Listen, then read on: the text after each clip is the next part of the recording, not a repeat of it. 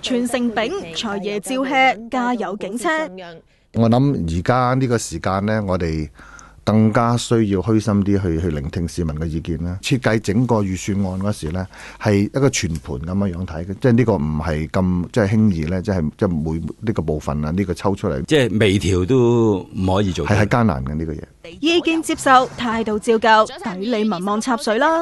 呢一份人人都鬧嘅預算案，立法會隨時唔收貨，政制危機一觸即發嘅。我諗我哋到時要處理㗎啦。Facebook 反預算案嘅紫荊花革命群組越開越多，你估佢真係唔驚咩？雖然大遊行3月6號先至殺到，但係鬍鬚曾嘅官邸外面，尋日就已經有警車長期駐守啦。莫非怕又俾人掟苦瓜？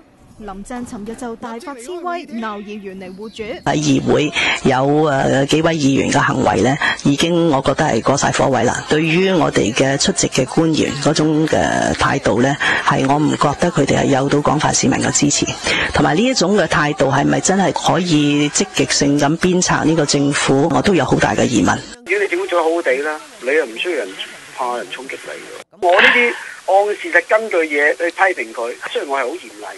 政府控制得19000個單位啫嘛，咁你講到4萬咁大，咁你講大話係咩呢？而唐英年1個星期內第2次去信立法會，點名鬧長毛掟嘢，唔能夠再忍，要求立法會採取行動，否則考慮轉介部門處理。